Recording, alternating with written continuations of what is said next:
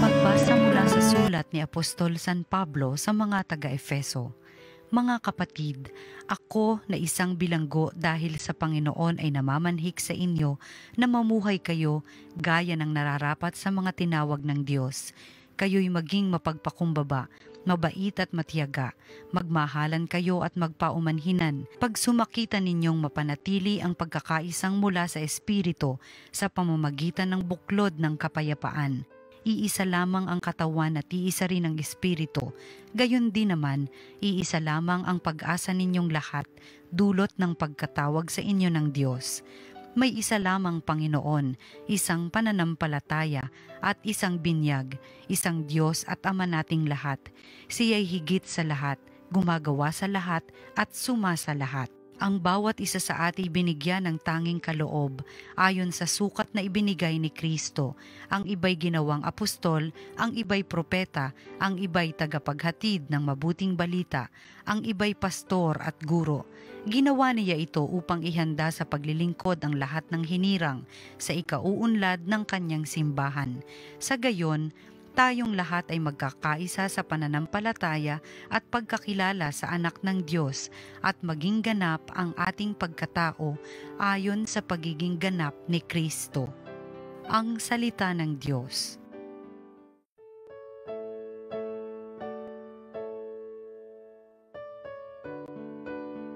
Laganap na sa daigdig ang kanilang mga tinig.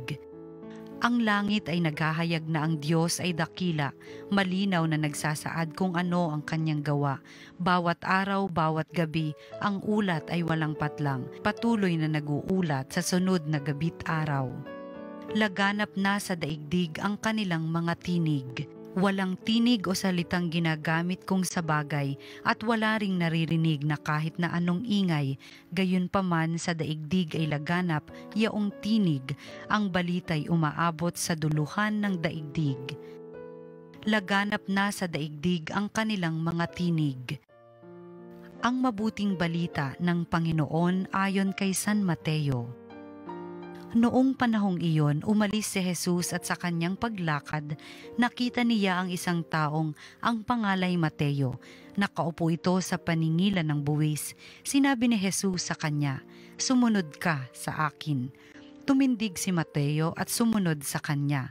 Nang si Jesus na at ang kanyang mga alagad ay nasa bahay ni Mateo, dumating ang maraming publikano at mga makasalanan at sila'y magkakasalong kumain. Nang makita ito ng mga Pariseyo, tinanong nila ang kanyang mga alagad, "Bakit sumasalo sa mga publikano at mga makasalanan ng inyong guro?" Narinig ito ni Jesus at siya ang sumagot, "Ang mga may sakit ang nangangailangan ng manggagamot, hindi ang mga walang sakit. Humayo kayo at unawain ninyo ang kahulugan nito. Habag ang ibig ko at hindi hain, sapagkat naparito ako upang tawagin ang mga makasalanan, hindi ang mga banal." Ang mabuting balita ng Panginoon. Pinupuri ka namin, Panginoon. Magandang araw po sa inyong lahat. Ako po si Father Herbie Santos, Parish Priest ng Our Lady of Pentecost Parish sa Diocese ng Cubao. Welcome to Salita ng Diyos, Salita ng Buhay. Sa panahon ngayon, talagang maraming may sakit. Bilang pare, maraming humihiling sa akin ng mga panalangin. Ang ilan sa kanila may cancer, may sakit sa puso, may pneumonia at kung ano-ano pa. Sinusubukan nilang gamutin ang sarili, ngunit kapag ang pagdurusa at sakit nila ay hindi na talaga kaya, kailangan na nilang magpatingin sa doktor. Kaya natututo tayo dito ng dalawang bagay. Una, ang karamdaman ay kailangang tugunan. Kapag may nararamdaman ka na, hindi pwedeng ibaliwala ito. Kailangan seryosohin. At pangalawa, may sakit na tanging mga doktor lamang ang makapagpapagaling. Hindi pwedeng self-medication. Mga minamahal na kapatid, ang kasalanan ay isa ring karamdaman. Kapag namumuhay tayo sa kasalanan, ito ay lumalala, kumakalat at nakakahawa sa lahat. Sinisira nito ang mga relasyon, pinahihina tayo laban sa tukso, kaya't hindi natin makayanan ang mga problema at kahirapan sa buhay. At dumarating ang punto na hindi na rin natin kayang gamutin ang kasalanan ng tayo lamang. Kailangan natin ang manggagamot. Sabi nga ni Jesus sa ating ebanghelyo, ang mga may sakit ang nangangailangan ng manggagamot, hindi ang mga walang sakit. Sino naman ang manggagamot na ito? Ito ay si Jesus. Si Jesus ang manggagamot na makapagpapagaling sa ating pagkakasala. Nakita natin ito sa tawag ni San Mateo. Si Mateo ay kinasusuklaman bilang tax collector. Itinuturing bilang korap, oportunista, at taksil sa mga Hudyo. Kaya naman iniiwasan siya ng lahat. Kahit na makita lang sa publiko kasama siya ay makakasira na ng reputasyon ng sinuman. Kaya alam mismo ni Mateo na siya ay makasalanan. Gusto sana niyang maging mabuti, ngunit nag-aalilangan din siya kung maaari pa siyang magbago. Para sa lahat kasi, wala nang kaligtasan para kay Mateo, hopeless na siya. Lahat ng tao, yun ang pag-iisip maliban kay Jesus. Sapagkat nakita ni Jesus kay Mateo, hindi ang kanyang nakaraan, kundi ang kanyang potensyal. Hindi ang kanyang mga pagkakamali, ngunit ang kanyang pagnanais na magbago. Hindi lamang kung sino siya, bagkus ang taong maaari siyang maging. At nang magpakita ng awa si Jesus kay Mateo, at binigyan siya ng pagkakataong maging alagad niya, niyakap ito ni Mateo. Hindi niya palalampasin ang pagkakataong itong mapagaling ni Jesus.